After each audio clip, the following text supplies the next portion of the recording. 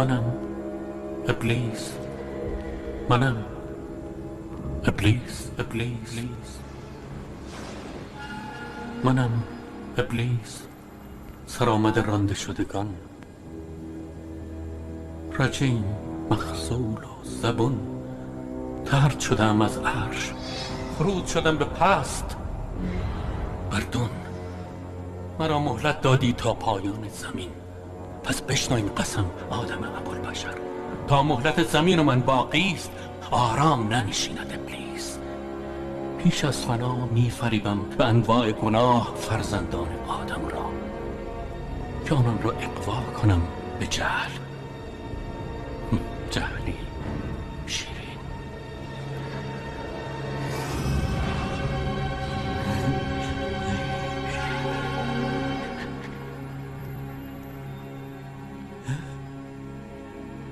بزرگ بوت این محفل، مقام بعد از نمرود تویی تو.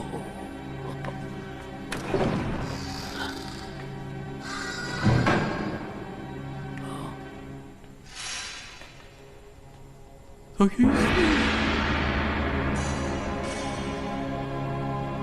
ایسانجا چه میخواهی در این بتخانه؟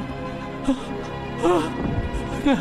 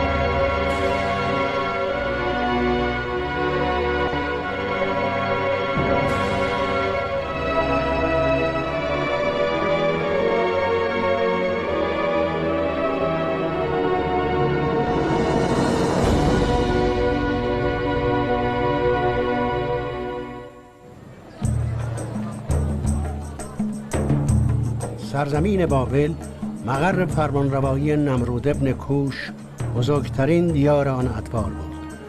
نام این شهر بزرگ در قرن 4 قبل از میلاد مسیح از تاریخ برافتاده و زیر خروارها خاک مدفون گشت.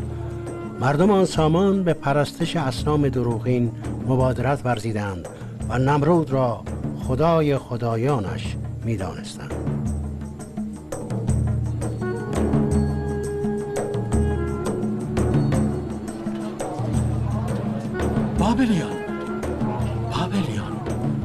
بابلیان سوگندتان میدهم به خدای خدایان نمرود. خدایی داشتم که گرد و غبارش میروفتم، دست نوازشگر غبار پرانم به این خدای مهنت زده اصابت کرد و به بار آورد نفرینی ابدی برای من. باز کنید راه را، مگر صناعتگر خدایان آثر بت تراش که از بخت بد بگشاید. باز کنید راه را.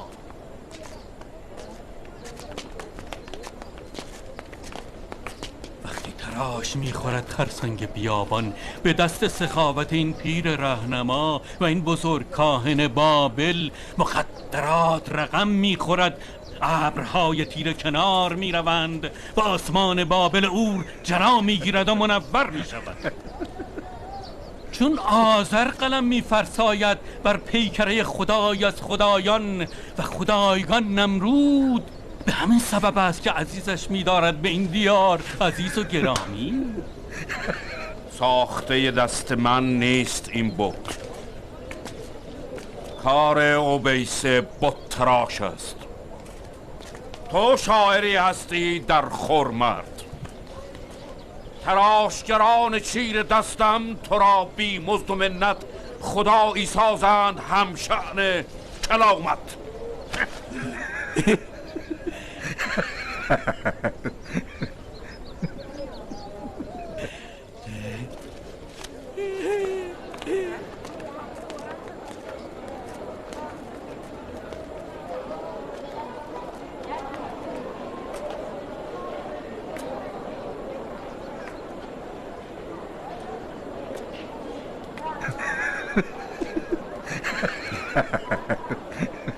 وزیر معظم جناب هارپاک، خدایم شکست به جهل این بخت برگشته.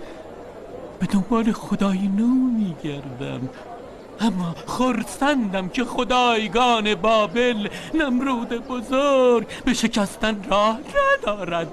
این عظمت بابل را میرسانداری. عظمت بابل را بر تخت روان دریاب مرد بوز.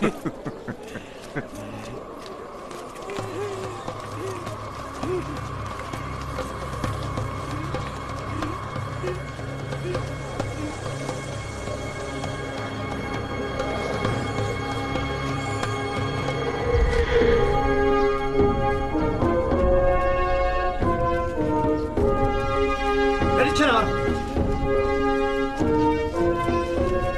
تصدیق کنید.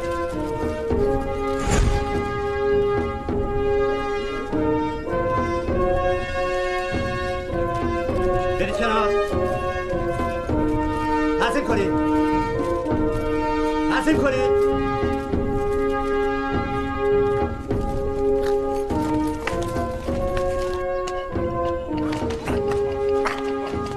به چه می نگری؟ برید کنار. تصدیق کنید.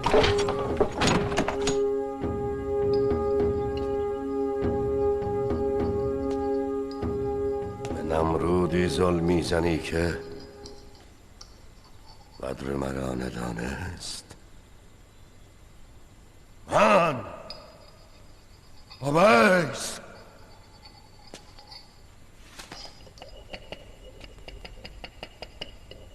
او بت‌های آذر را گرامی تر داشت، عزیزتر.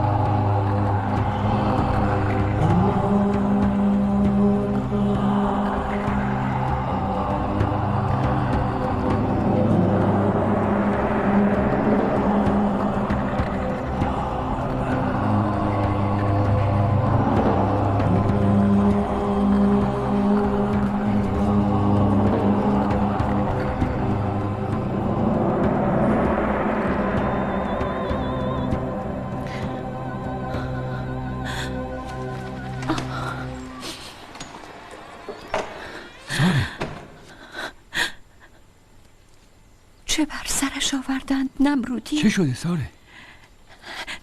ابراهیم سجده نکرد. کی؟ برادرزاده آذر بت تراش بود. ابراهیم سجده نکرد. بردند او را پدر، بردند.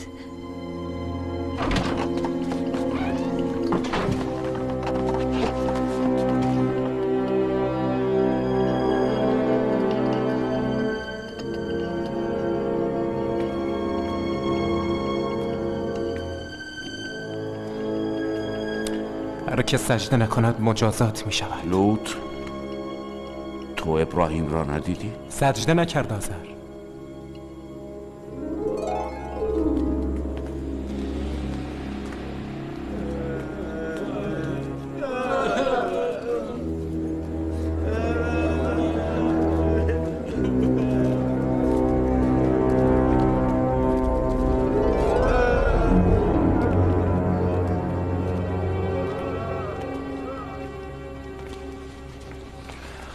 سلام ابراهیم. حصار این دخمه سیه چاله مرفه تر بود تا خانه عمو. چرا باید سجده کنم؟ به پای بنده ای که هم نوع من است. گوشتیست بر استخوان. بس کن ابراهیم. نیش تلخ این زبان آشفته سر کرده نمرودیان را. هشدار، زین پس وساطت آذر نیز کارساز نخواهد بود.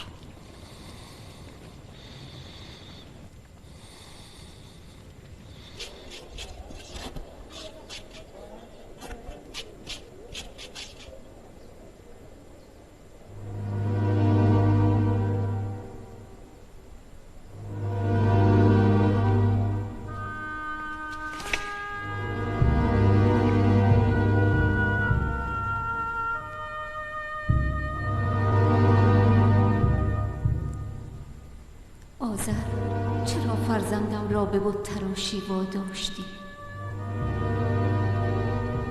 روز پیشین راز داشتن فرزندی برومند را آشکار ساختی بر من. او را واداشتم چون فرزندانم تراش دهد کالبد سنگ ها را. چه هنرمندانه، واه که چه زیبا تراش دادی. ای کاش پدرت تارخ زنده بود و میدید چه ظریف میتراشی. تو از فرزندانم سری. بتراش بتراش بتراش که جانشینم تو خواهی بود.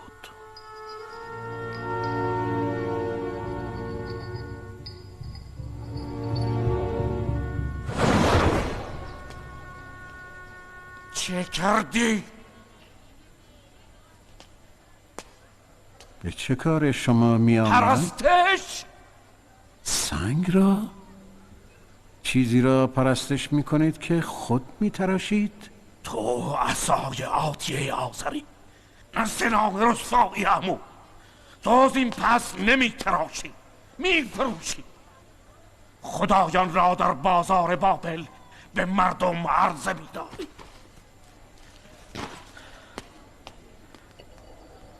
بت دارم رنگین و صیقل خورده، ارزان و گران، نه مضرند نه سودمند.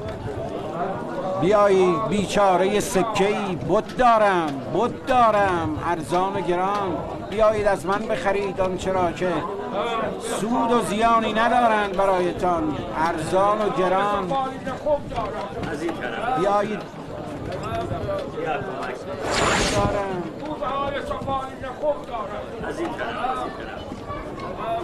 بیایید از من بخرید آنچه را که سود و زیانی ندارند برایتان. از این طرف.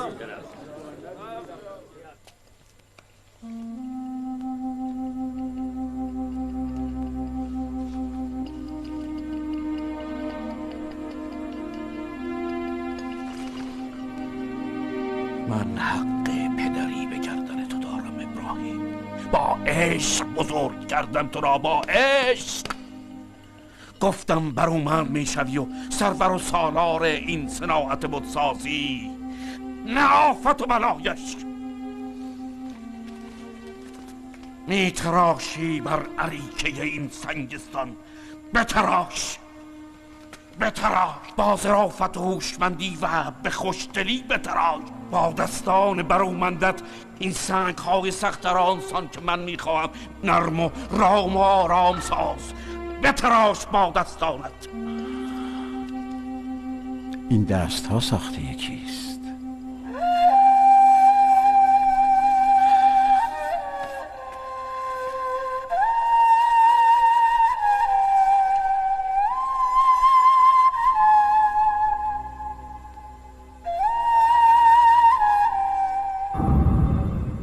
تو را از آذر خریدم به سکه های گران. پس من قدرت تو هم. من خدای تو باید کرنش کنی. کرنش کن. تو اگر بر بابلیان خدایی توانی کرد، بر من نتوانی. کرنش کن. کرنش کن.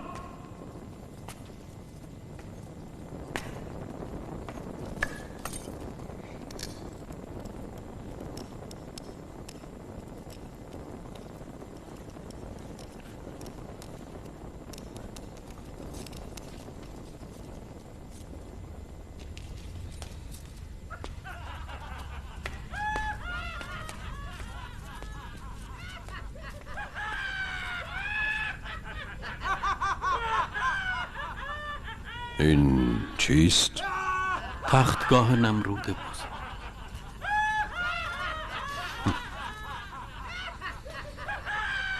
این تخت نیست که جهل است. نمرود بر تخت تکه نزند که بر جهل بابلیان تکه زند. تو زرنگی اما به اندازه‌ای که آگاه باشی جهل بابلیان را.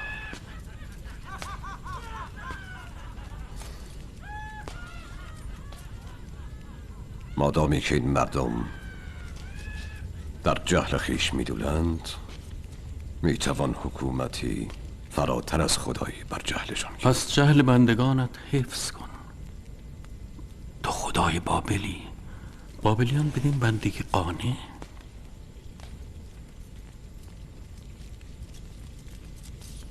مراسم کرده ایم، بندگان در انتظار رویت خدایگان، کاهنان مشغول به دعا.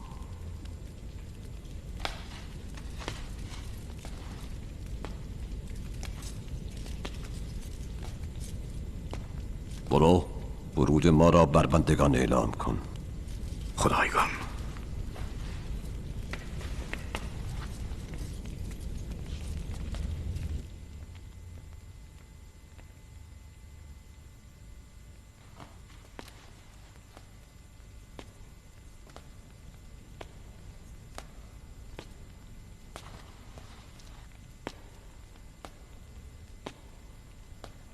گرامی تر از آذر نیست در این تختگاه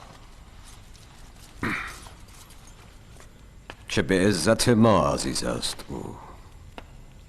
نمرود بزرگ بشارت دهند بابلیان را تا پگاه که بزرگ بت بابل زاده سرپنجه های آذر آماده عرضه می باشد. بتخانه مهیا، بابلیان مهنا، شراب ارغوانی، سرنا، بربط و دهل، زیبنده پایکوبی و شادمانی بابلیان و اوربیان.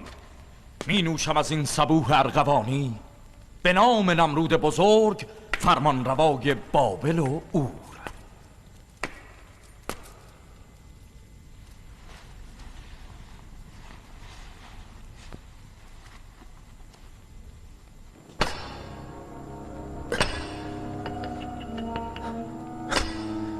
چندیست می‌گذرد از تراشیدن تو در این خلوت.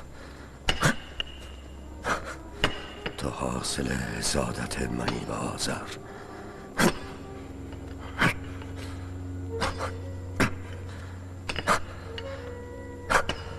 آذر نیز مثال تو را تراش می‌دهد به فرمان نمرود و من نه به فرمان نمرود که به رقابتی دیرینه صناعت میکنم تو را.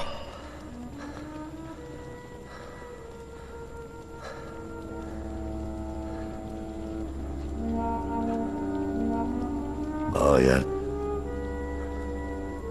پیش از مراسم عید خدایان آماده عرضه شوی.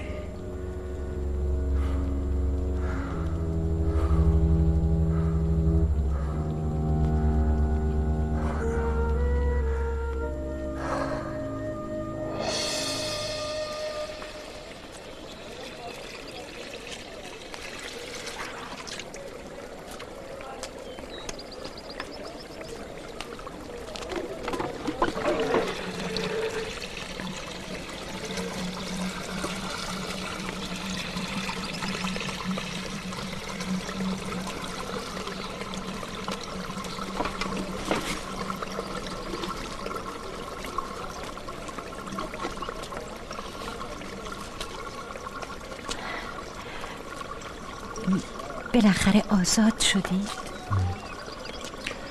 به جفای نمرود اسیر، به وساطت آذر آزاد. نمی ترسید خبرچین نمرود باشه؟ خبرچینان نمرود مهربان نیستند ساره. از کجا می دانید مهربانی ساره را؟ نمرودیان ضعفا را دستگیری نکنند. کارستان کردی آذر. این دست ها معجزه می کنند. نمرود اگر تو را ببیند خدایی خویش از یاد می برد.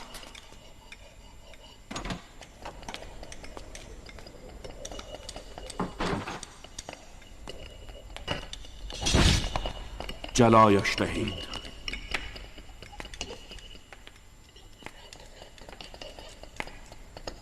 لوط چه شد؟ چند روزی است به کوهستان رفته برای عبادت. عبادت عبادت عبادت. ابراهیم برادرزاده من است ولی از من نیست.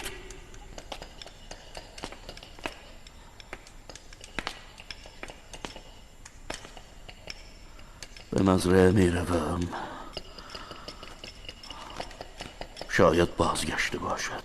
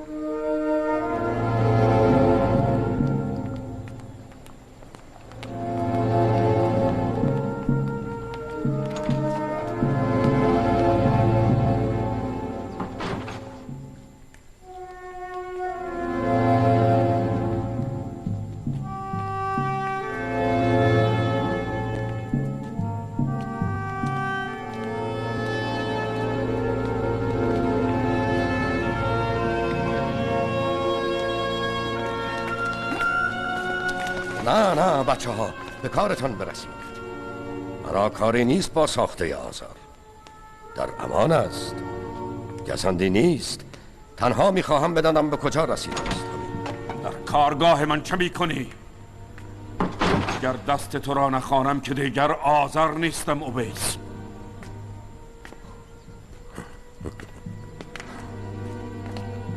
اویس کنجکاو است آذر. فقط همین.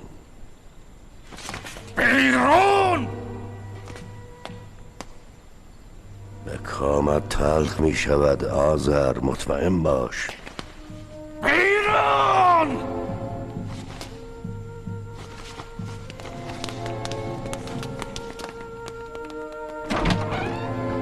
حکمن باید بر طرف کارگاهم نگهبان بگمارم. در رازنگیر کنید. تو چشمان نمرود هستی هارپاک. قول دادی آذر را مغلوب درگاه نمرود کنی، نه محبوب. تو قول دادی بت بزرگی را که با دستان آذر صناعت می شود هرگز به بتخانه نرسد. بتی که من ساختم را در نظر نمرود گرامی داری. سخت است اویس. آن روز که از درگاه نمرود رانده شدی، آذر نشان صناعت خدایان را از فرمانروای بابل دریافت داشت که البته گردنش را سنگینی می کند. نه هارپاک،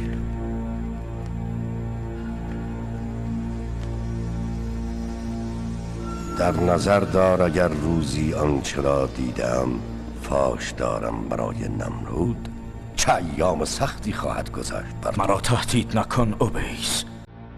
اگر لازم باشد زنده به گورت می کنم تا دیگر هیچ نبینی.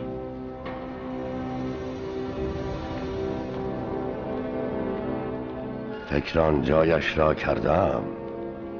اسرار تو را با امینی باز گفتم و سپردم. اگر روزی به تیغ هارپاک هلاک شدم زحمت این مهم را او برای نمرود متحمل شود. فراموش نمی کنم روزی را که برای تفرج به جنگل شدم. در لالوی درختان دیدم اسبی بلند. باشد بت آزر به بتخانه بابل ورود نکند. حالا برو اویس، اینجا نمان. خوب است هرپاک، خوب است.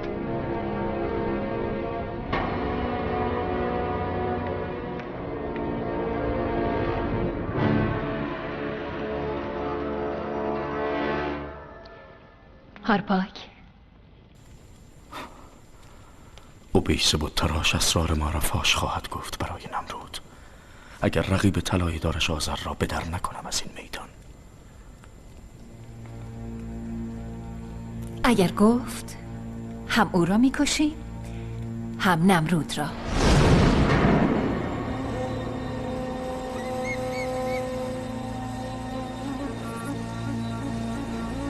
آرلا،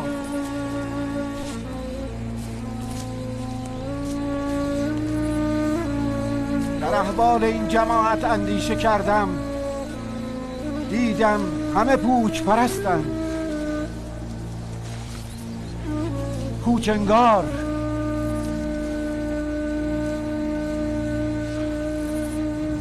بشنو.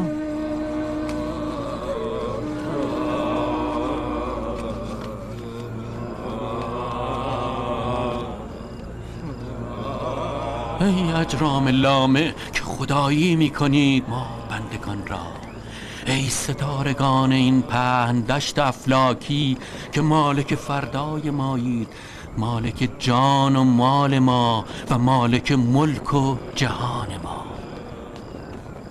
دریابید ما بندگان را. چه می پرستید؟ حضورت آزار میدهد جان ما را. دور شو از اینجا. چه اجرام پرستش می کنید؟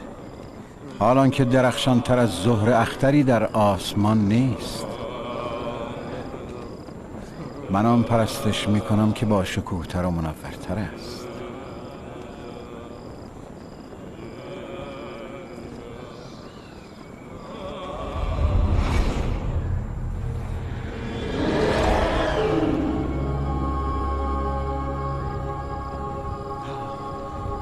چه آمد بر سر خدایم زهره؟ چرا افول کرد؟ چرا رنگ باخت در برابر ماهتاب؟ نه، من دیگر زهره نمی پرستم. اینک ماه است خدای من، عظیمتر، درخشانتر. چه میخوای از جان بندگان اجرام؟ دور شو از اینجا. دور شو. دور شو. من نیز بنده ای از ایشان.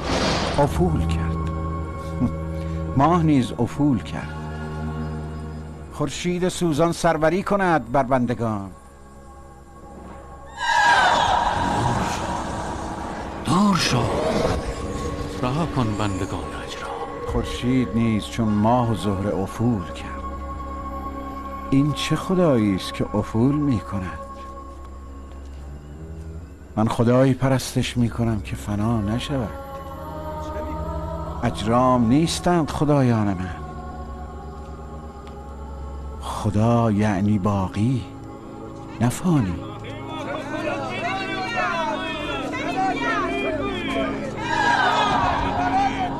در پی خدایی نو خواهم رفت. آنها ستاره می پرستیدند، اجرام آسمانی به اغوای رجیم.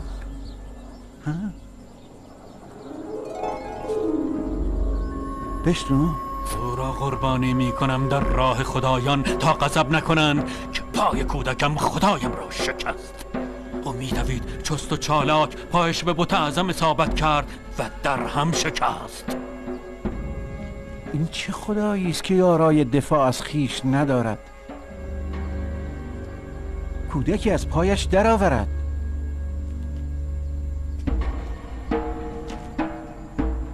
نمیدانم خدای تازم این نیمه شکسته است یا فرزندم که خدایم شکست.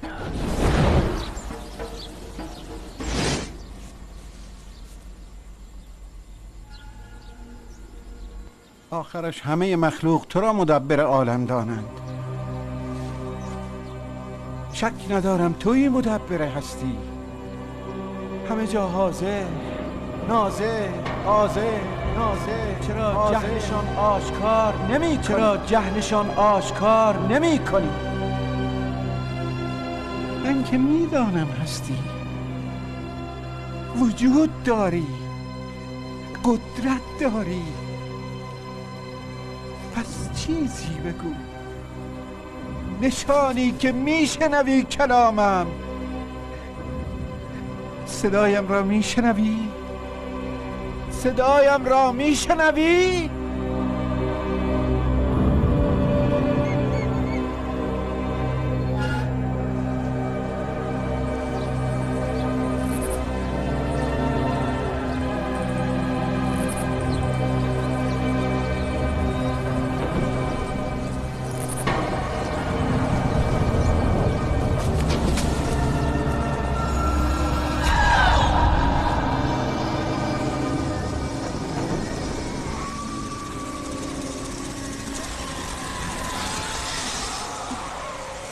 پاسخت نداد ابراهیم. مرا یاری کن. یاوریم کن که یاریش نکنم. منم جبرئیل، پیامدار ملکوت. خداوند تو را به رسالت برگزید تا رسولش باشی بر اقوام و اقطار بشر. به آنان که شرک می‌ورزند و انکار می‌دارند ربوبیت فرمانروای آفرینش را خواهی آموخت طریقت یکتاپرستی. این ندایی است که می‌رساند سلام آدم ابوالبشر را به تو ابراهیم، پیامبر خدا.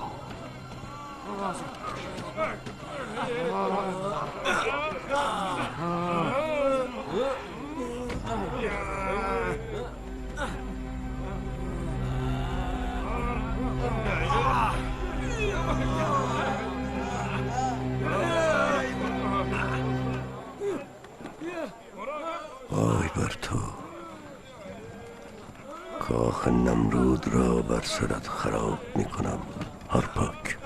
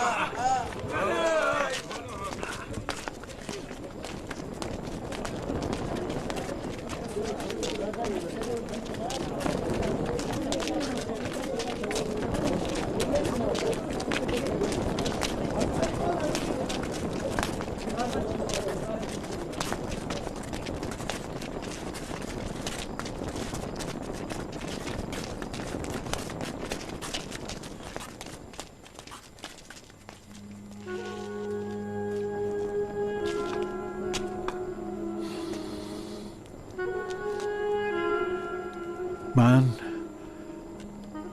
فرستاده خداوند یکتا هستم بر شما قوم بابل. ابراهیم،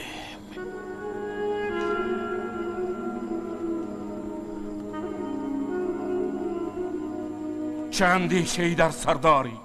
این سر پرسودا، سر سرما زده. خوب است التماس، پس التماست میکنم. خوب است زاری، پس زاری میکنم. آرامش من ملعبه دست تو نیست پیامبر. 3 روز دیگر مراسم اکرام خدایان است. روزی خجسته و مسعود که آمدنش را روز از پی روز صبوری کرده. خرابش نکن.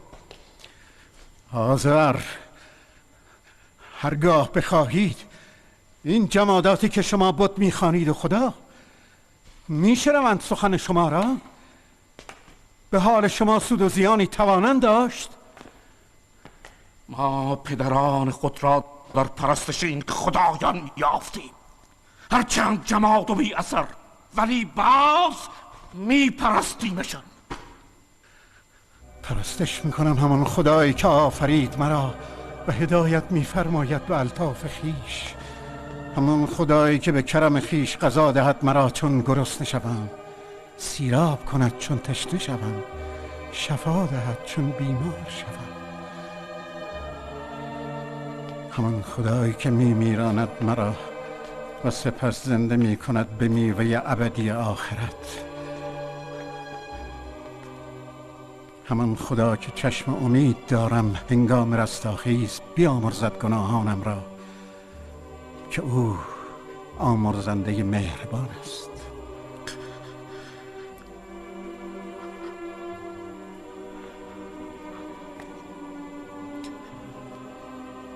مرا تنها بگذار. اگر میتوانی از بابل دور شو. برو.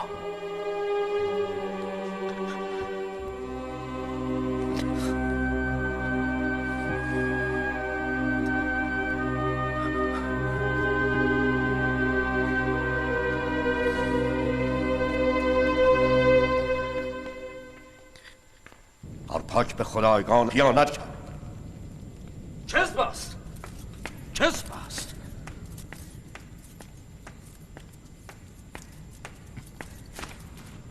کذب است. این مرد سراپا کذب است و ریا و فریب. بیرونش کنید از درگاه. توطئه در سر دارد. دور شو از تختگاه ملعون.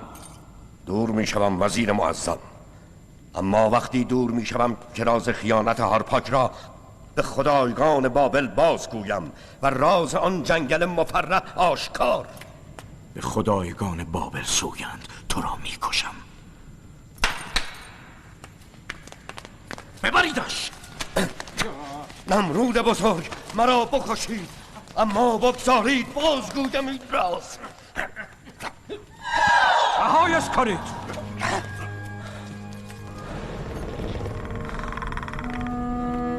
او مجنون است. زهر انتقام در سینه دارد. سر آن دارد خدشه‌دار کند حریم فرمان روا را. او درد آذرنوازی دارد از خدایگان. در آن روز پلید به نیت تفرج به جنگل در آمدم تا آنکه دیدم اسبی را به قامت صرف، پس آن اسب بانوی بابل و این مردک در خلوتی سبزیده. همسرت به سبب انتقام خون پدرش به تو خیانت کرد نمرود تا حکومت بابل با نفوذ هارپاک براندازد. به تو خیانت کرد نمرود. مجالشان نده. مجالشان نده نمرود. بسیار خوب اوبیس، شنیدم. برو.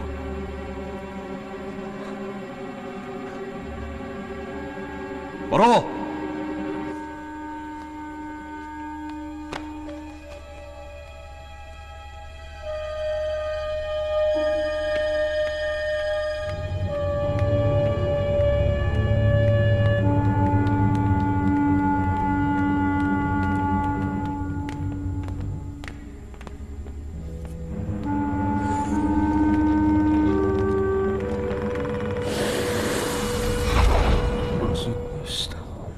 من در این بازی نیستم. من در این بازی نیستم. دیگر نه. دیگر نه. نه من نیستم. تمام میکنی. تو این بازی را تمام میکنی هارپاک. اوبیس فاش گفت اسرار ما را. اگر شانه خالی کنی از آنچه وعده کرده ای، با ترفندی زنان نمرود را به کشتن تو وامی دارم.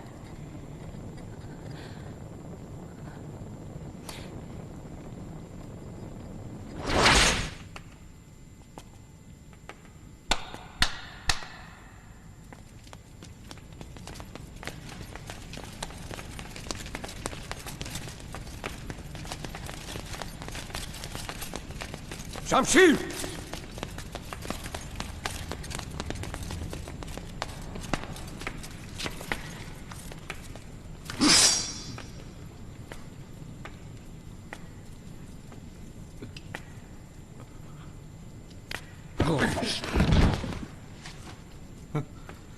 میخواستی انتقام عشیره و پدرت را بگیری؟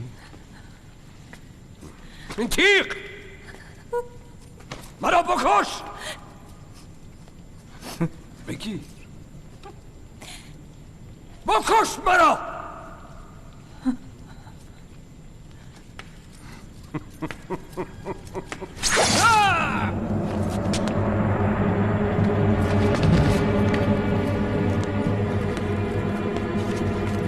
نمرود بزرگ، ببخش من هنوز به درد میخورم. بابل به همت و درایت من فرمان برداری خدایگان را میکند. مرگ من پایه های حکومت بابل را متزلزل میکند. من را نکش، التماس میکنم. تو را میبخشم چون هنوز بابل به تو نیاز دارد. جامه بدل کن وزیرک، تو هنوز وزیری. ببخش مرا. برخیز.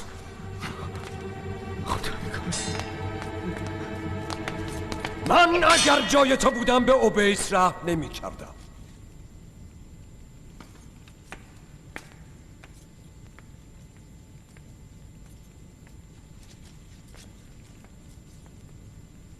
اوبیس، این زن اهل عدن است. برق چشمانش سرمست می کند هر تنابنده ای را. آن دیگری اهل مصر است. به 1000 ترفند و ناترفند به شبی تار و تیر خروجش دادم از آن دیار. فرعون مصر عاشق تمام زنان عالم است.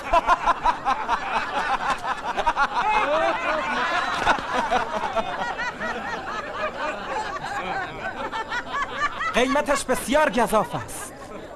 برای مردان پرسن و سال مضر است. آن دیگری اهل کنعان، فریبنده برای مردان. جای کنعان و بابل مثال ندارد. به شما میدهم مرد جوان به سکه ای ارزان. شرم‌آور است. زن مقامی افلاکی دارد. وای بر شما مردم. این سخنان شرم‌آور است. زن مادر زمین است، مادر همه مردان عالم. دست کم به رحمی که از آن تولد یافتی حرمت بگذار.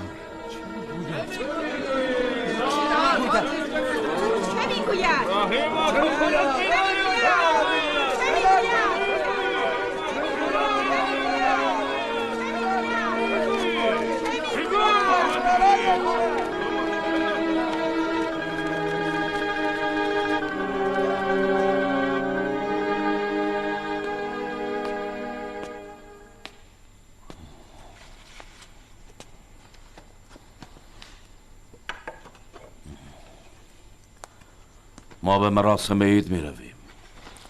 با ما همراه نمی شوی؟ ساره نیز با ماست.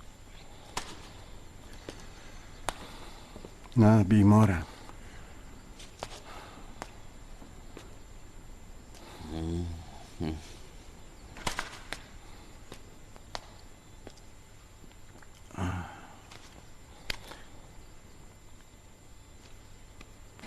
تو هم برو لوط. ولی مشیت الهی است، مصلحت است. تو هم برو.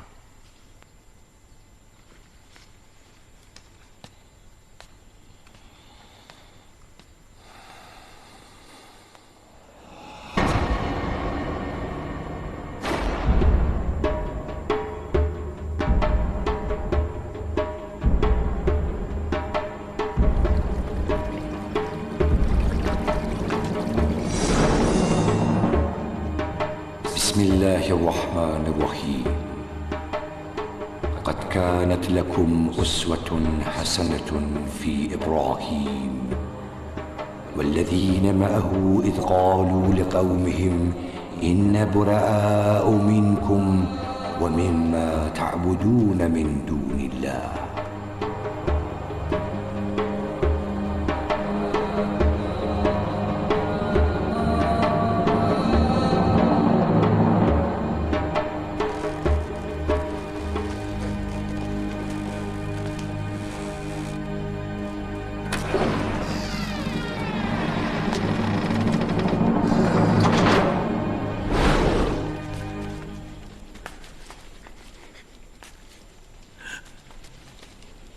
خدایگان در بابل مقام بعد از نمرود توی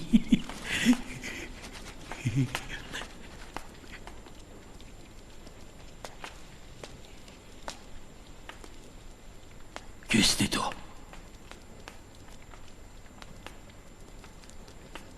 من نابودگر خدایان. صدایت خوفناک نیست.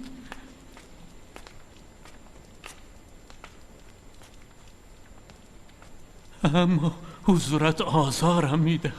چشمانم سو ندارد دیگر. کیستی که ترک گفته ای مراسم عید خدایان را؟ اگر نزورات آوردی بگذار و برو.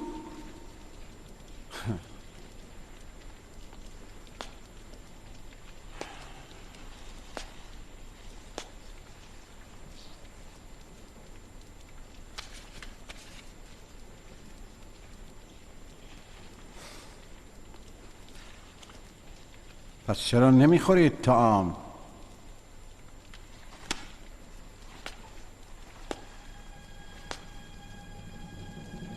چرا از خود دفاع نمی کنید؟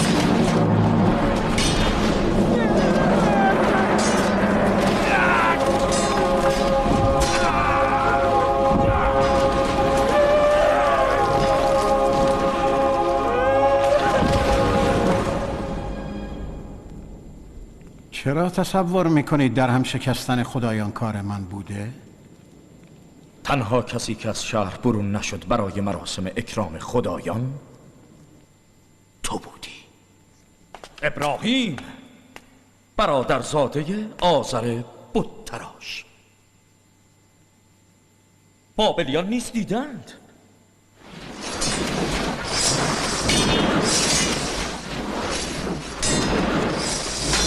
این تبر توست ابراهیم. تبر را بدهید. بریده باد دستی که تبر بر پیکر خیش بکوبد، هم اگر از تبار آذر باشد.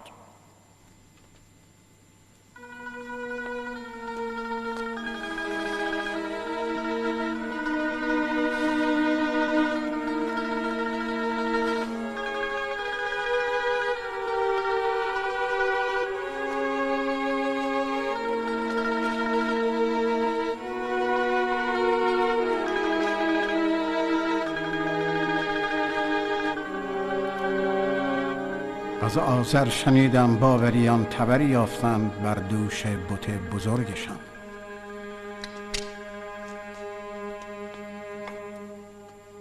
گمان نمیبرید این کارستان بت بزرگ بوده؟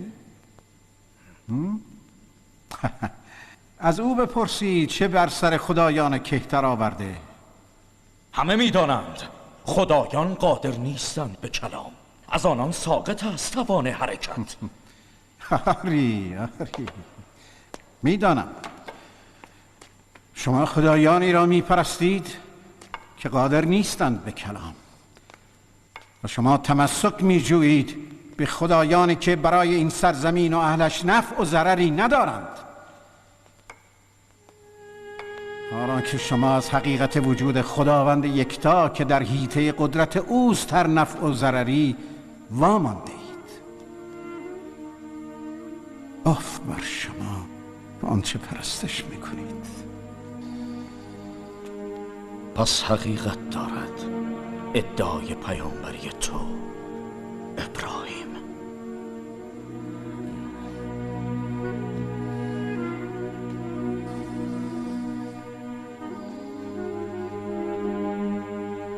آری کافیست.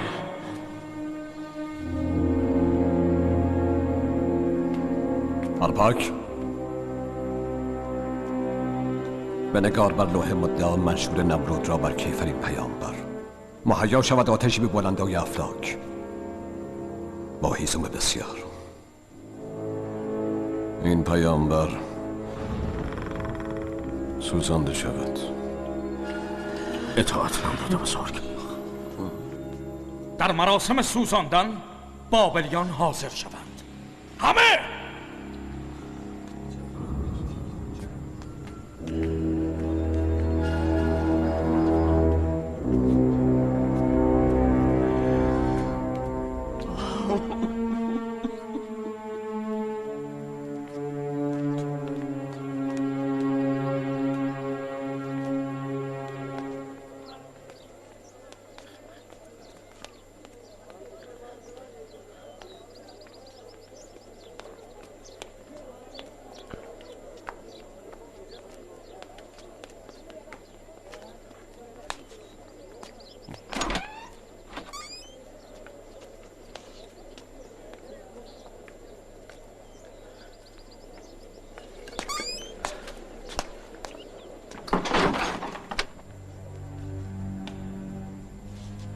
اویس، منم مغلوب تو آذر.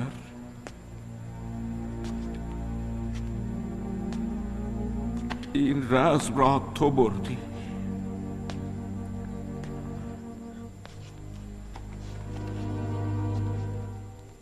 کارگاهم را می فروشم. دیگر رقیبی نداری.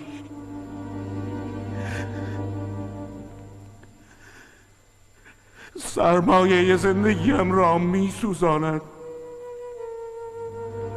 شفاعتم دیگر کارساز نیست. از چشم نمرود افتادم.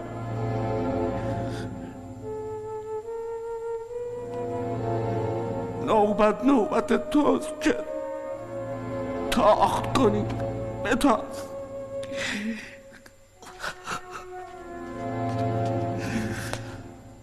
بتاز.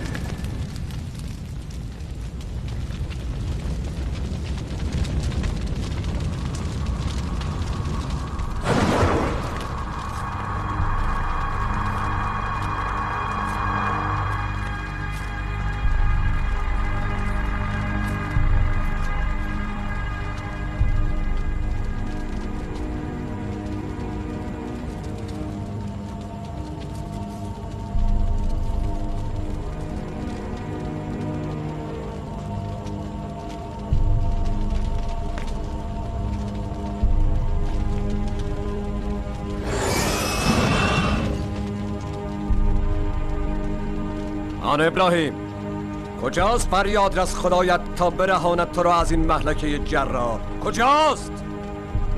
منم ابراهیم، پیامبر خدای پاک و یگانه. آنچه جز خالق یکتا پرستش می کنید خدایانی جمادند و بی اثر که با دستهای خیش تراش داده اید. بدانید آنکه را جز خدای یکتا می پرستید قادر نیست بر رزق شما. رهایشان کنید این خدایان دروغین را. روزیتان را از خالق طلب کنید و خالق پرستش کنید، نه مخلوق.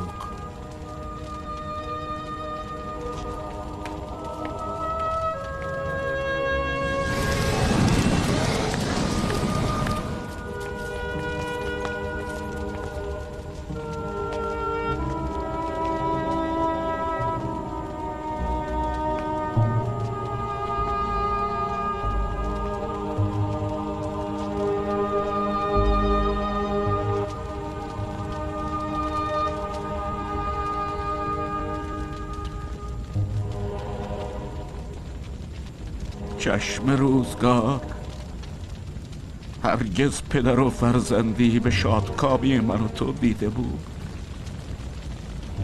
وقتی پنجت در پنجم گره خورد، دل سنگ را عاشقانه نرم کردیم. چرا؟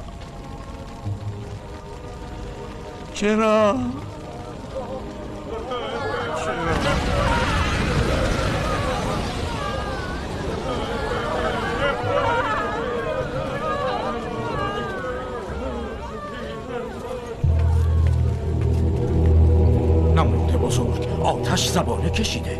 چگونه داخل نار شود این بت شکن؟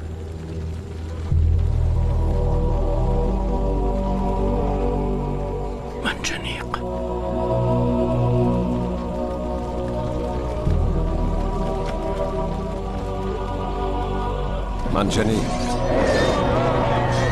نه صبر کنید.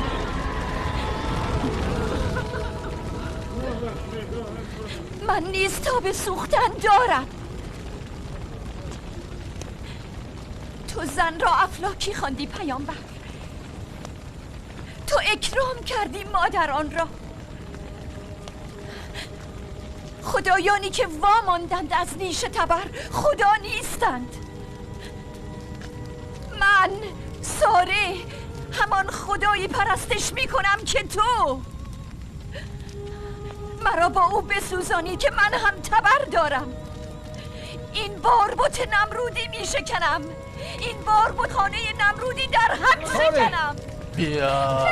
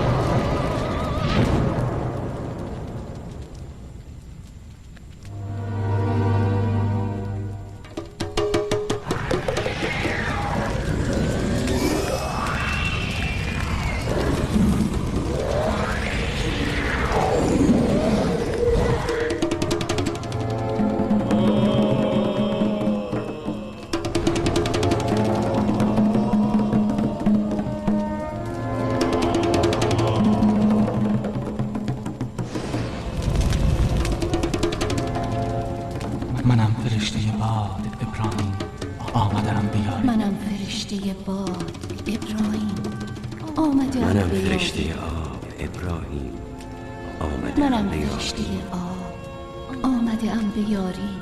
خداوند مرا کافی است رسولان افلاک، اوست بهترین وکیل.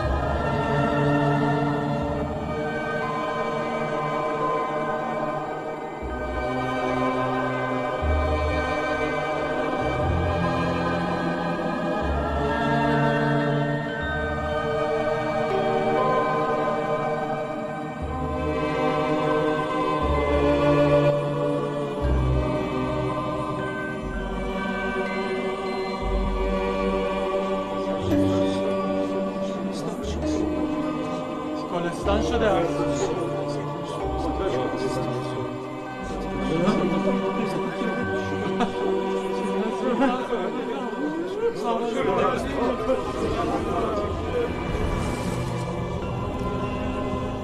خدای من سرور کائنات است، نزاده شده و نه میزاید. حیات و ممات در احاطه قدرتش. کریم است، مهربان، حلیم است.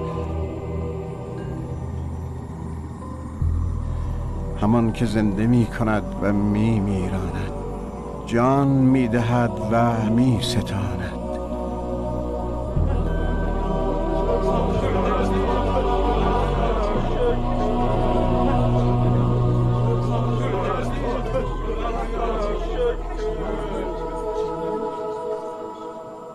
فرمان خدایگان 2 محکوم به مرگ را مهیا کنید. به زندان می رویم. این بت شکن نیز بیاید.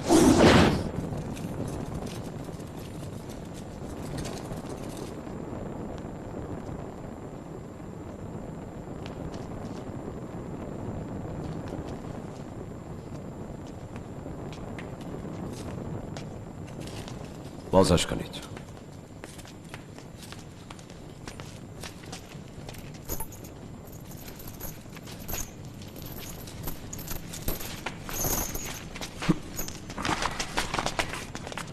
آزاد است. آزاد است.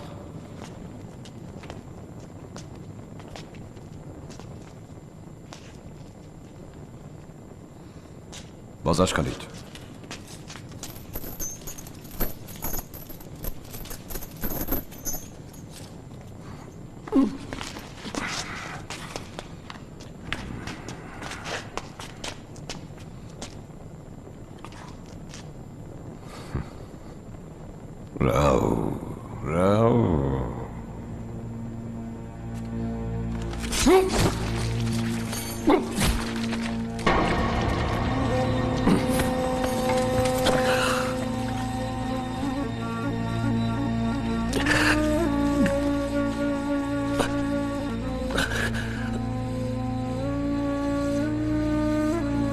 تو پیامبر خدایی که دیده نمی شود، نیازی ندارد به نگهدار و نگهبان. ابراهیم، سوگند که پذیرفتم رسالت تو را. برایم طلب عفو کن. عمری در ظلمت، لحظه در روشنایی.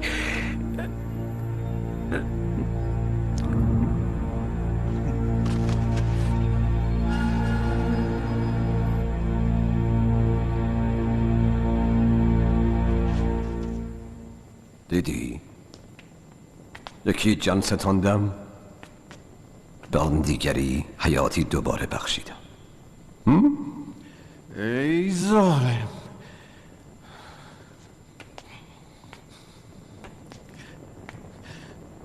خدای من بالاترین است که در تسخیر قدرت اوست مه و خورشید. خداوند هر روز خورشید را از خاور برآرد، تا اگر توانی خورشید فردا را از باختر بیرون آر.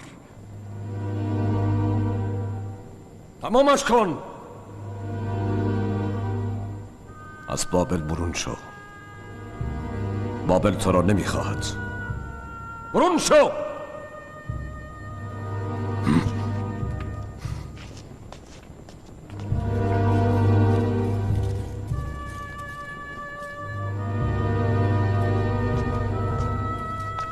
تو خدای زمینی، با خدای آسمان به مساف شو. نگذارید در بابل جولان دهد. بر بلندای برج بابل خواهیم شد. با خدای ابراهیم به نبرد شویم.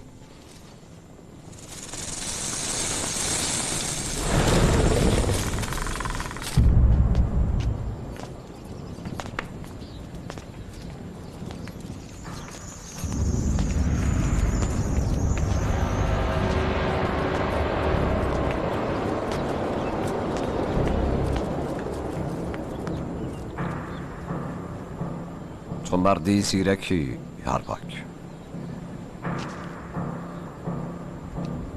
راست میگفتی. در باب کلام تو اندیشه کردم.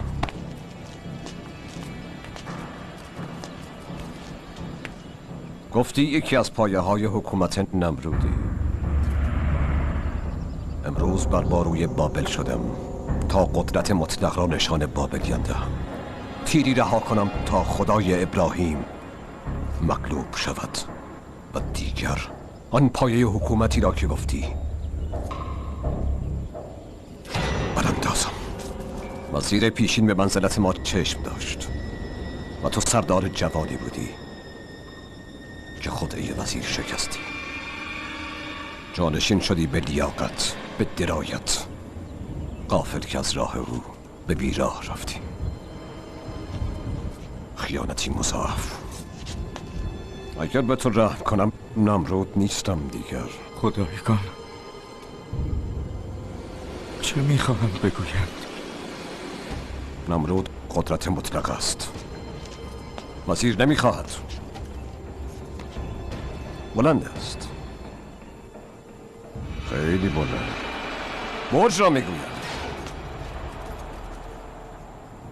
آرپاک چگونه با خدایگانش ودا کند؟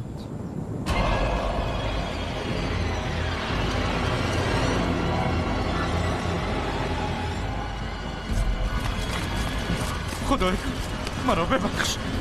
خدایگان نه، مرا ببخش. نمرود را بکن، مرا ببخش. خدایگان نه.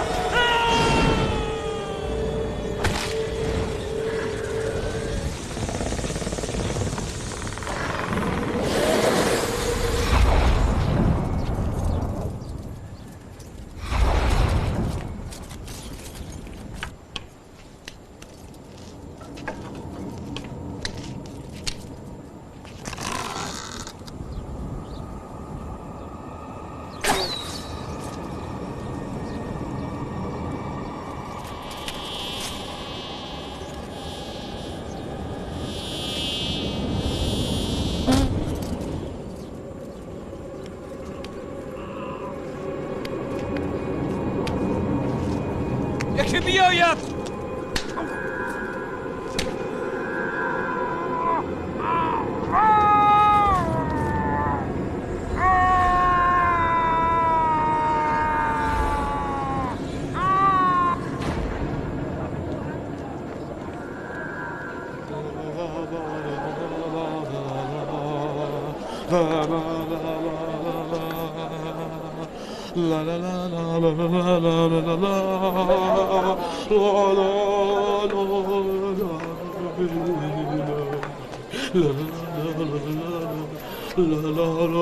آذر، ابراهیم، من ابراهیم را بزرگ کردم. از ما شو. خدا توبه کنندگان را دوست می‌دارد. به خدایت بگو من عموی ابراهیم هستم. من او را بزرگ کردم، مرا ببخشاید. از ما شو. من تو را بزرگ کردم.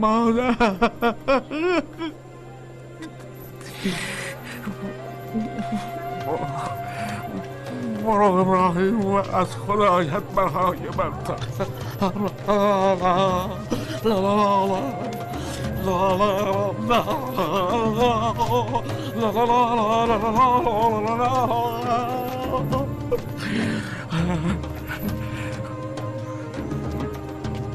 برو ابراهیم، به خدایت بگو مرا ببخشاید.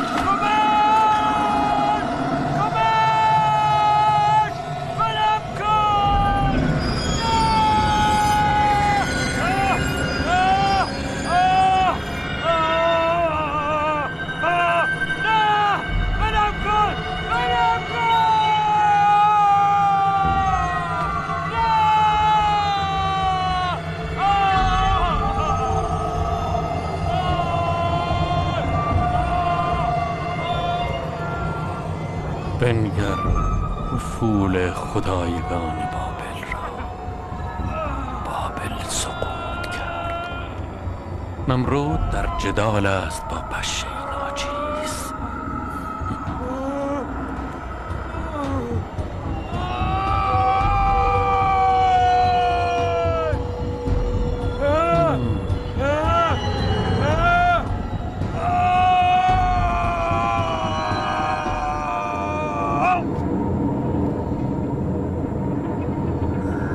باید به دنبال خدای نو باشی.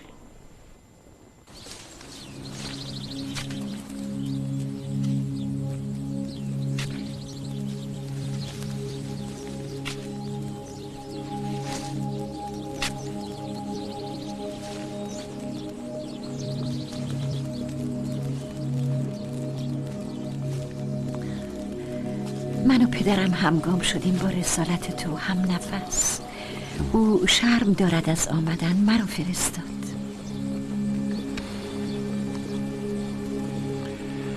مهربانی فرستاد.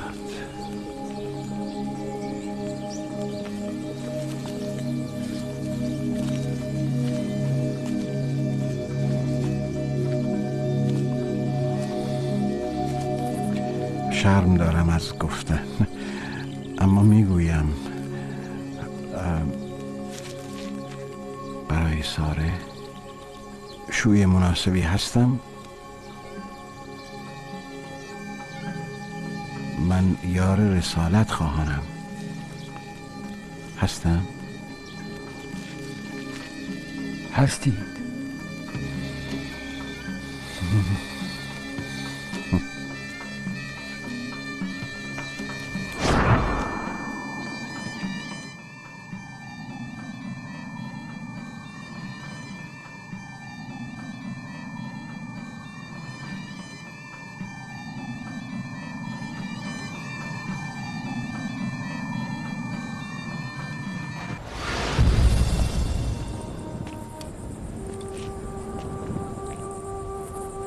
من از این دیار شرک هجرت می کنم به سوی خدای خیش که او مقتدر و داناست به اصلاح امور بندگان.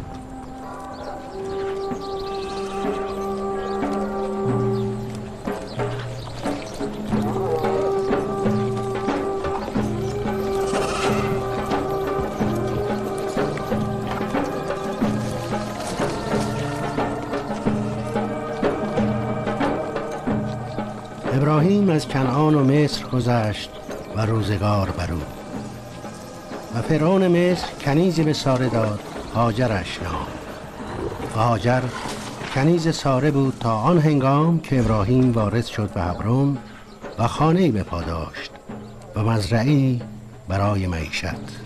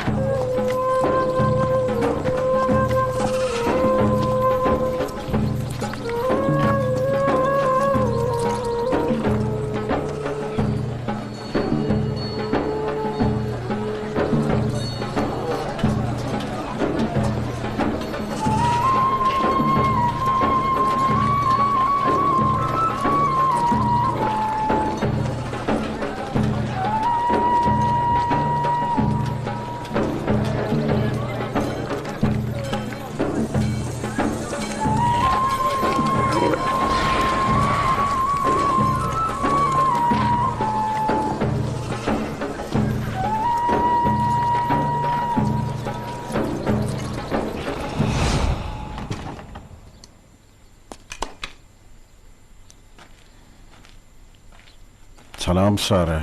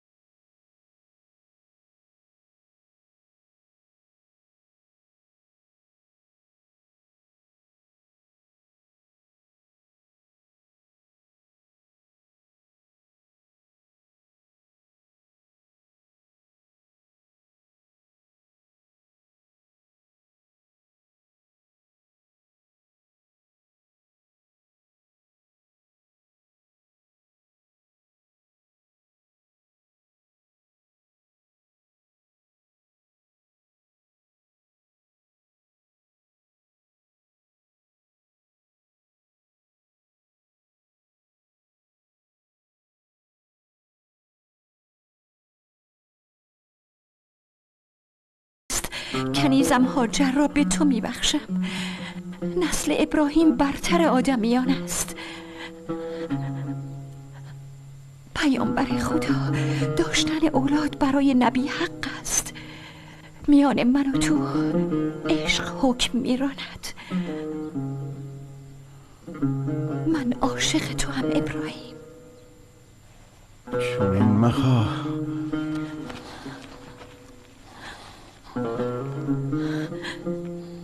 میخواهم.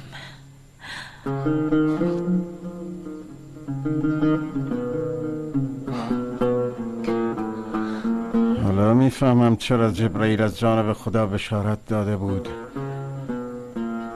اقوام بزرگی پدید آیند از نسل من.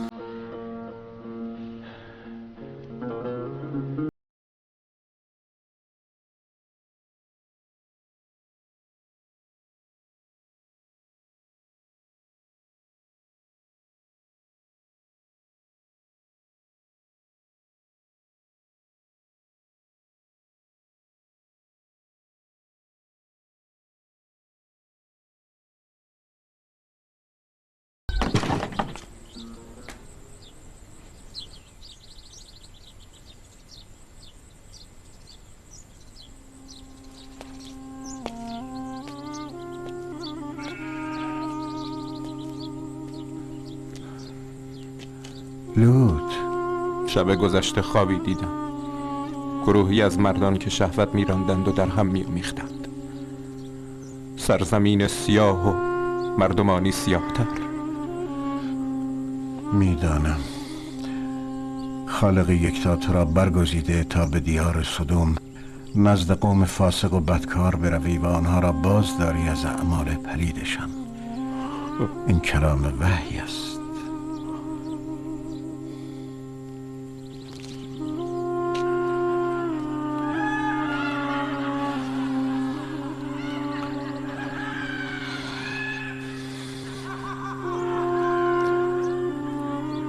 سدوم.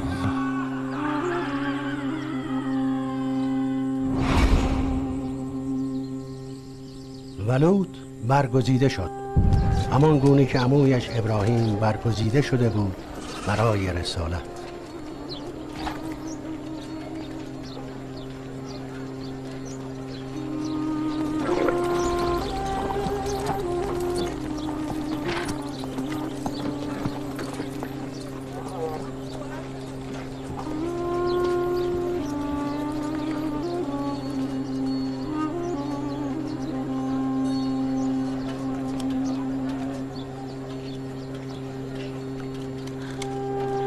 با هاجر صحبت کردم. چه شد؟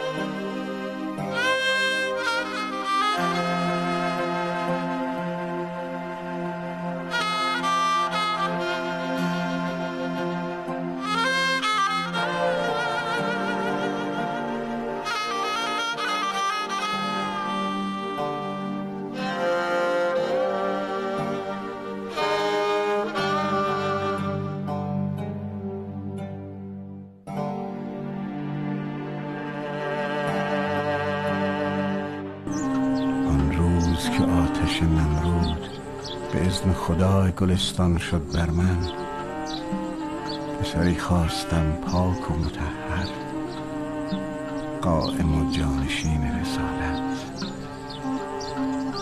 فرزندی که برترین بندگان خداوند از نسل او خواهند بود.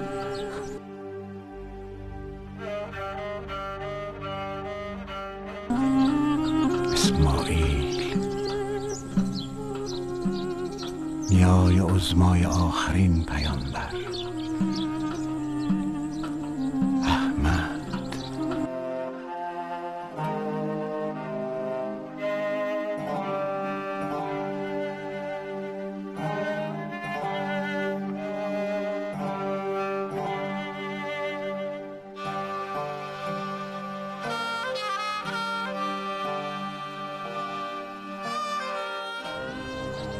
پدرم ابراهیم فرزند تاروخ است. تاروخ نیز فرزند ناهور، فرزند سروج، فرزند رعو، احسن به تو فرزند رعو فرزند فالج، فالج فرزند آبر، فرزند آبر فرزند شاله، شاله فرزند ارفکشاد، ارفکشاد فرزند سام و سام فرزند نوح نمرود.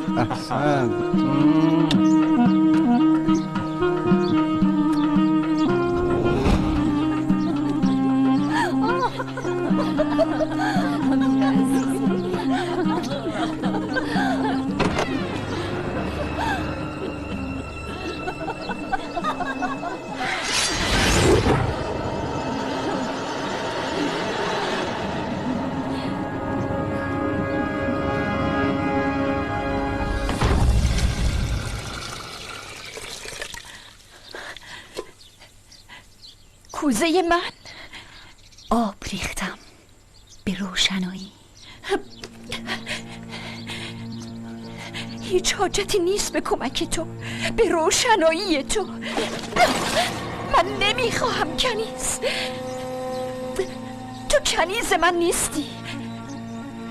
تو همسر پیامبری، همسر پیامبر.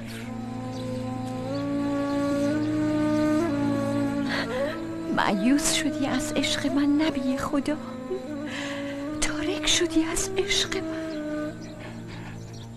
یأس ترفند شیطان است، مدخل تسلیم.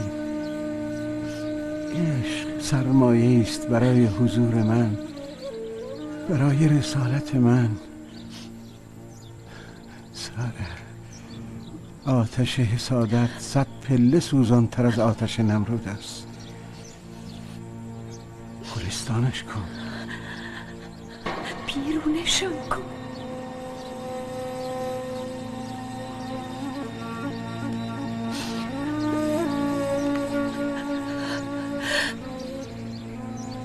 هاجر همسر من است، اسماعیل فرزند من است. نه سارا، من این کار را نمی کنم.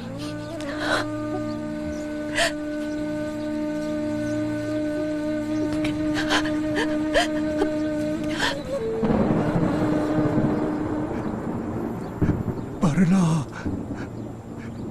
ابلیس مطرود طعنه نفاق میزند به رسولت. دور کن او را از من. پسرت اسماعیل و همسرت هاجر را خروج میدهی از سرزمین اورشلیم و داخل میکنی به سرزمین عبادت حجاز. پروردگارت حفظ خواهد کرد آن را از شر و جزن.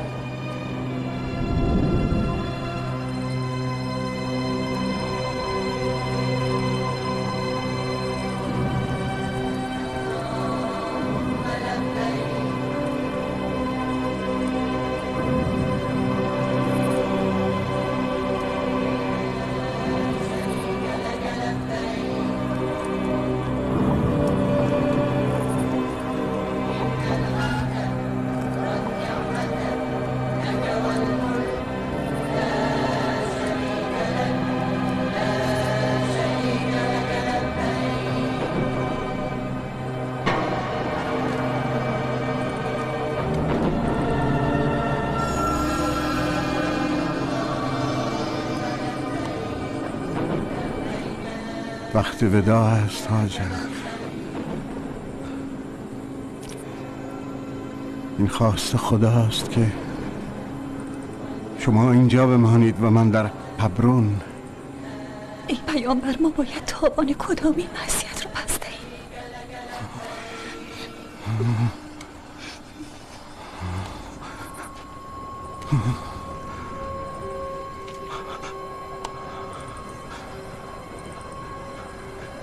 اینجا را صفا گویند، آن تپه را مروه، این دو را جبرئیل گفت به هنگام وحی.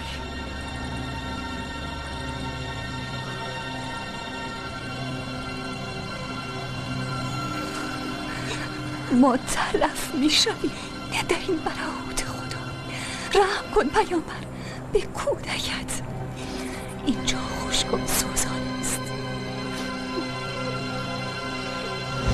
دارالله، این مکان را محلی امن قرار ده. من ذریم را به وادی بی کشت و زر نزد بیت الحرام تو مسکن دادم برای به پا داشتن نماز. پروردگارا، مایل گردان قلب‌های مردمان را به سوی آنها و روزی ده به انواع ثمرات آنان را، باشد که به جای آرند شکر نعماتت.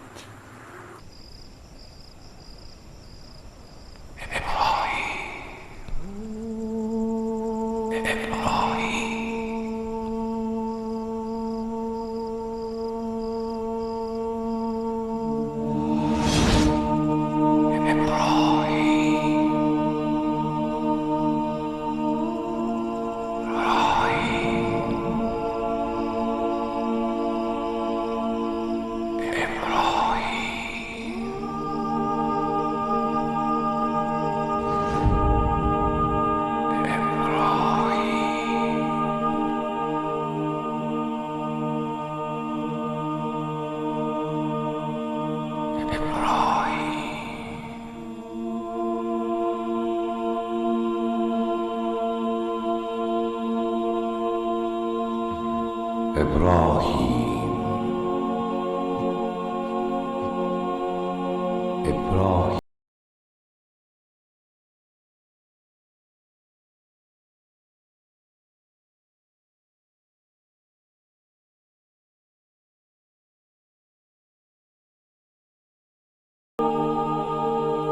من اینجا هستم. من اینجا هستم. تو را حس میکنم. نزدیکتر از نزدیک، بیش از پیش. این حدت ملکوتی را لمس میکنم. اسماعیل پسرت در فراقش میسوزم. اسماعیل از جان عزیزتر، برومند شده. به سرزمین حجاز شو بار دیگر. پسرت اسماعیل را مهیا کن برای قربانی.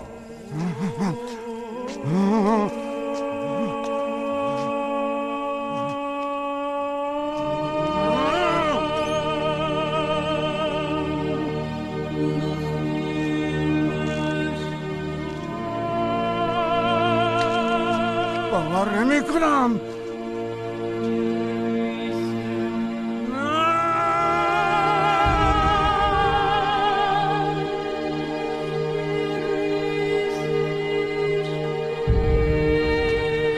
از من میخواهی چون کنعانیان که نخستادگان خویش را به آتش میافکندند در برابر بت‌هایشان بکباری کنم جگرگوشه‌ام را؟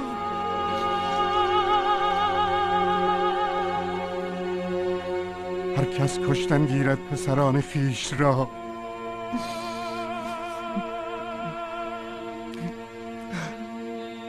عالم عاری شود از هلیت نسل و وقار.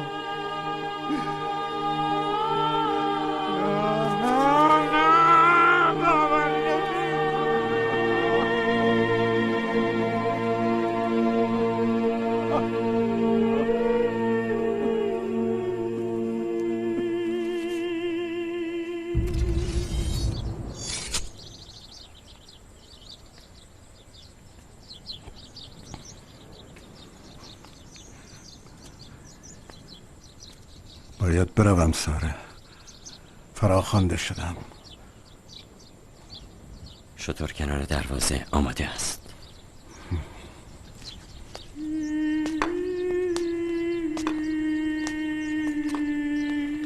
منتظر میمانم.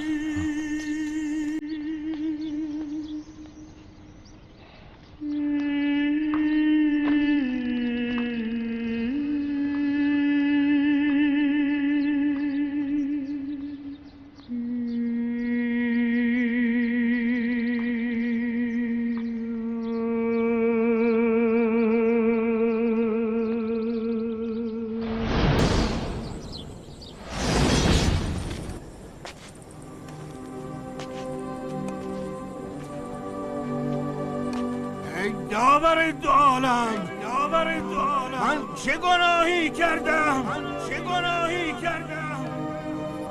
که چنین سیاست می شوم؟ جز مطاوعت و بندگی چه خطایی از رسولت سر زده که مجازاتی چنین جانگزهای پیش رویم نهادی.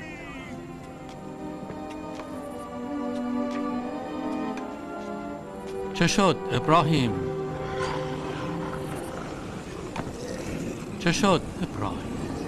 یادآر مرا که به دنبال خدایی نو میگشتم، به دنبال خدایی نو که بر من عرضه دارد آنچه میخواهم، به دنبال خدایی نو. هیهات. و من یافتم خدایی برتر از خویش نیافتم. اما تو خدایی که صبحانش خواندی چه شد؟ میخوای خنجر شفقت بر گلوی اسماعیل بسایی؟ خون فرزندی که سالیانی را در انتظارش اوقات میکشتی چگونه رضا دهد دل سنگ دلت به ریختنش؟ هیهات.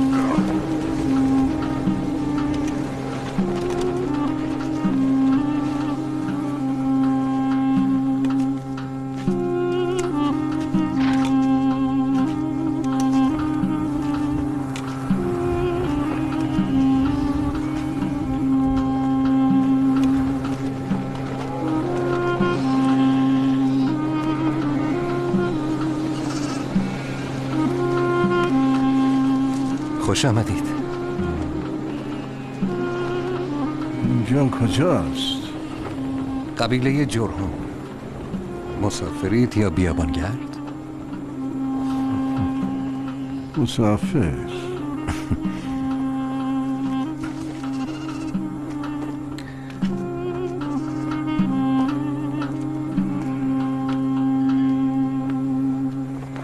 مادر میهمان داریم.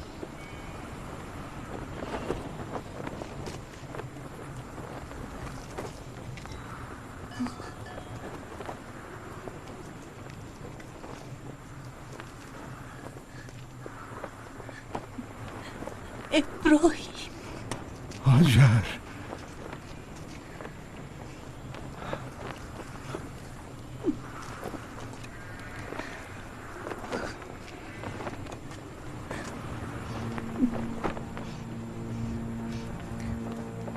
اسماعیل پسرت.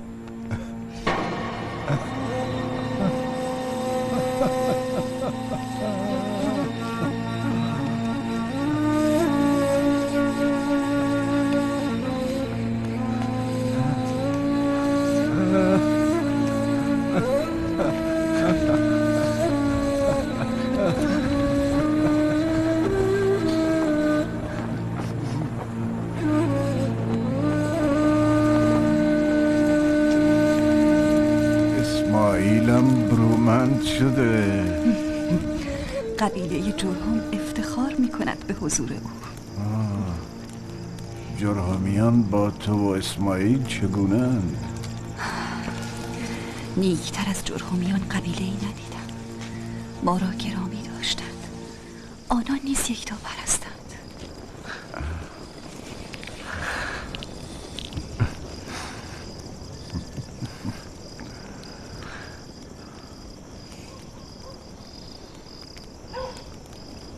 هاجر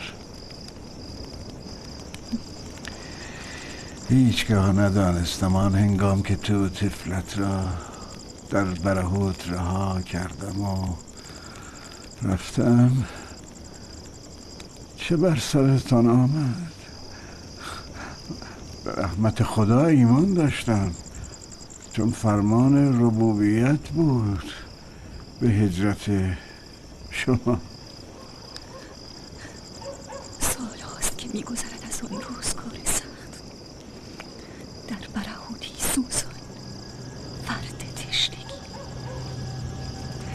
تازیانه های آفتاب حجاز، آن تپه که صفان آمد و آن دیگری که مروش گویند. کودکی نیمه جان.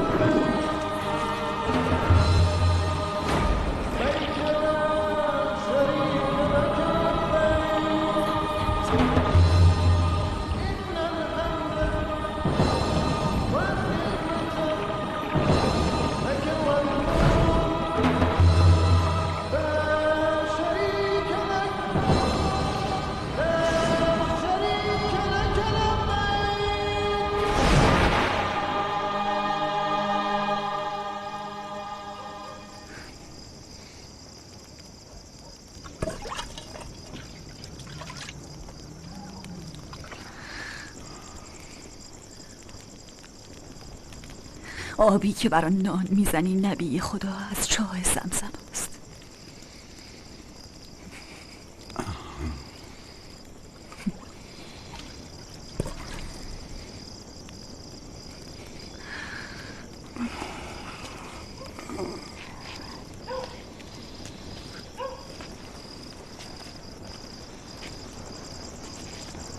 فردا روز قربانی است برای معبود یکتا.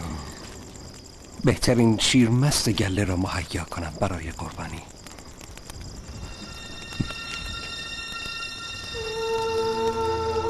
قربانی در قربانگاه مهیا است. به کوه منم. با مادرت ودا کن فرزندم.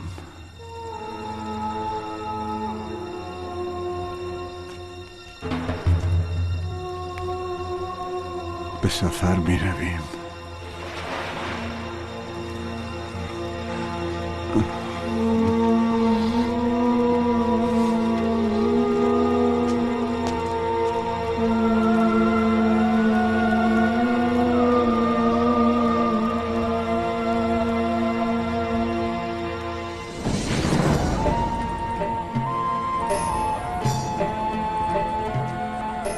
اسماعیل، پدر، تو از خواب انبیا چه دانی؟ رویای ساده. هم در خواب و هم در بیداری فرشته وحی ابلاغ کرد فرمان رب یکتا را که قربانی کنید برای رب.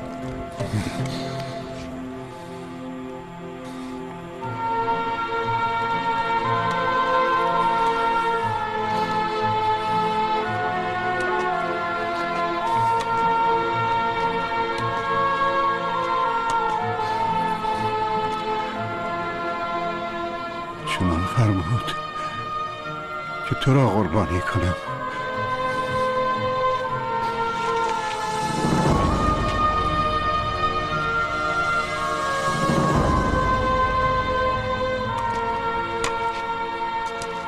انگر چه میبینی در این وحی صادق؟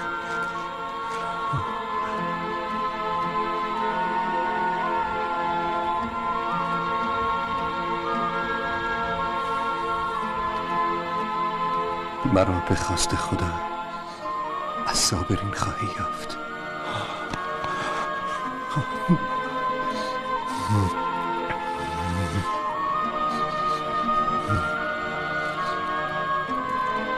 پدر،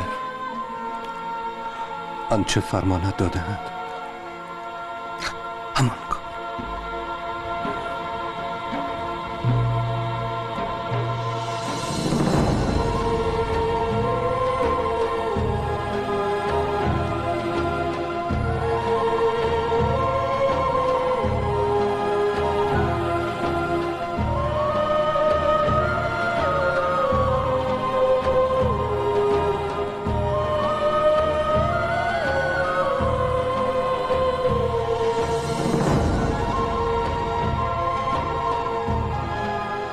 پدر، ریسمانت را محکم ببند تا به سهولت جان دهم.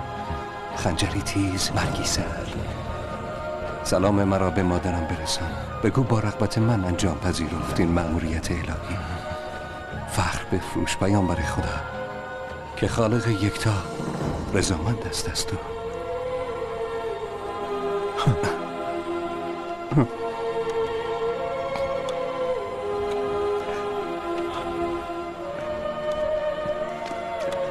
تو بهترین یاوری برای پیامبر. ای نور دیده،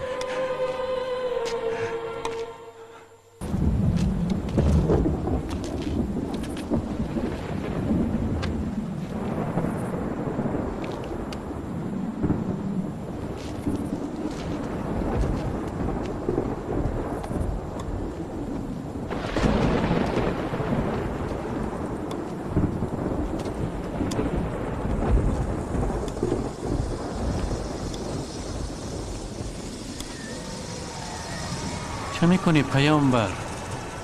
فرزندی بی سر به چه کار توست تا حالان که جانشینی نداری؟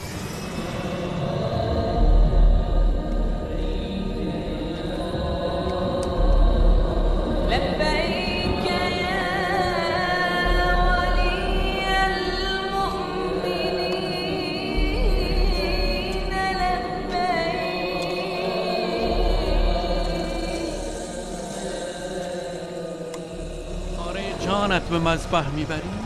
برکت این ملک به قربانگاه میکشانی؟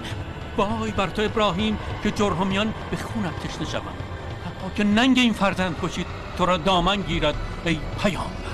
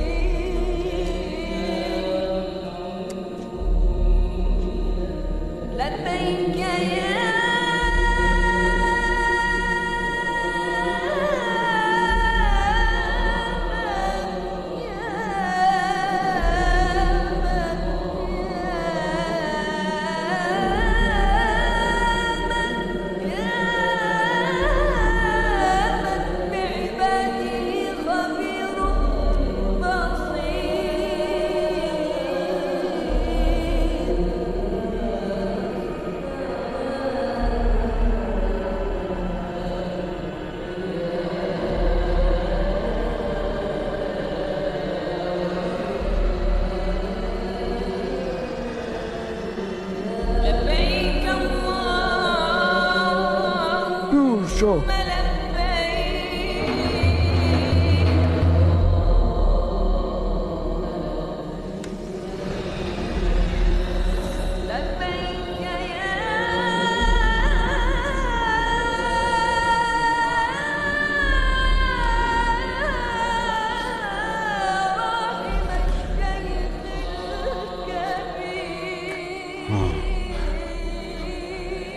روزها و سالیانی که باید در کنار تو می بودم نبودم. شکفتن این رعنای ملکوتی را ندیدم. امروز باید تو را در قربانگاه بیابم. کلام وحی بود فرزند. هیچ وقت تردید نکردم فرمان خدای یکتا را. میفهمی؟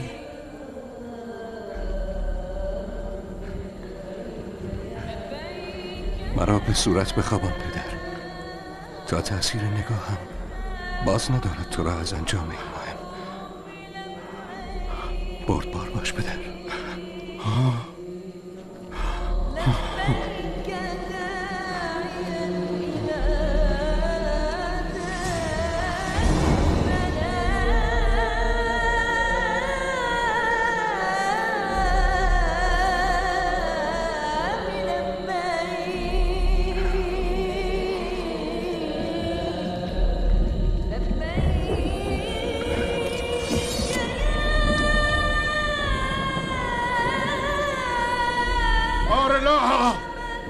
اسماعیلم به سوی تو می آید.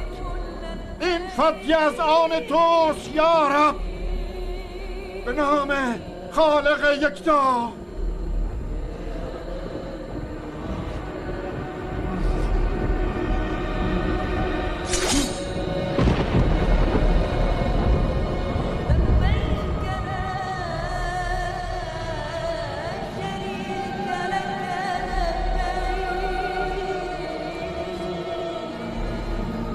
ابراهیم، رها کن اسماعیل را.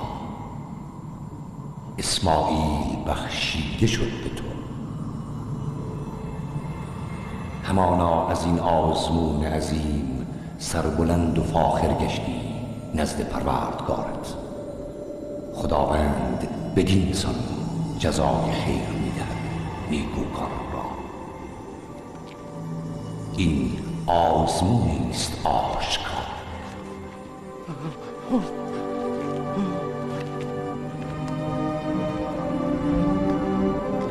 اینک هدیه خداوند قادر را قربانی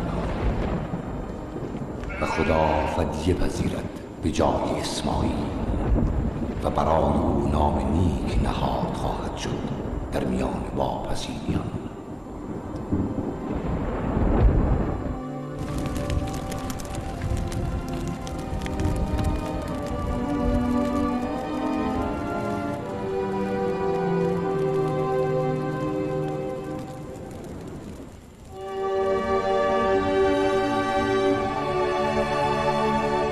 و ابراهیم به هبرون بازگشت و سالها سپری شد تا اسحاق به دنیا آمد.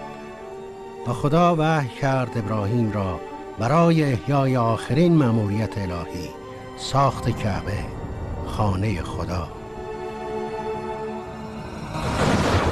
تو جانشین من خواهی بود، پیامبر این قوم. تو بوی احمد میدهی، نگین انگشتری رسالت.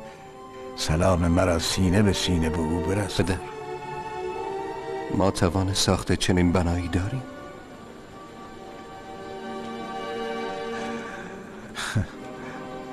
بسته به آن است که عاشق باشی یا دل مشغول به دنیا. من عاشقم پدر، عاشق خدا. پس می توانی. این قدرتی است که پروردگار در روح ما نهاده. جسم ما فرمان روح را میراند. ارواح دو عاشق فرمان میدهد.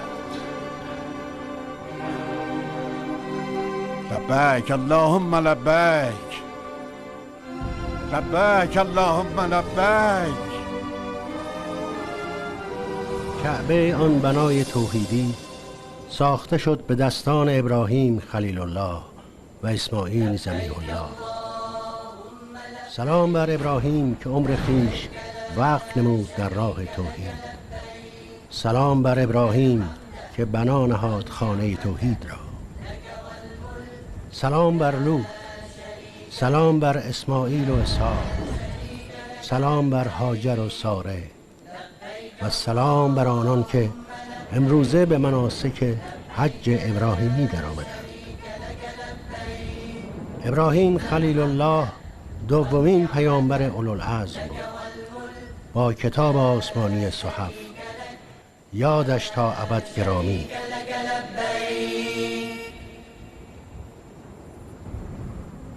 قسم که آرام نگیرم، فرزندان آدم را وادارم کعبه را، نه پایگاه توحیدی که بتخانه خدایانشان کنند.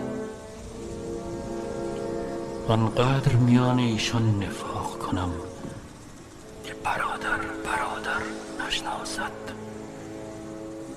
فرزندان آدم تا رستاخیز از شرارت و خودیت من شبا نخوابید و روزا نیاسایید، که جز به تباهی شما نیندیشم. میان مردان و زنان و جوانان از هر قوم من در میان شما هستم. هر آینه که نظر کنید من در میان شما هستم. لبیک اللهم لبیک، لبیک لا شریک لک لبیک، ان الحمد والنعمة لك والملك لا شريك لك، لا شريك لك لبيك.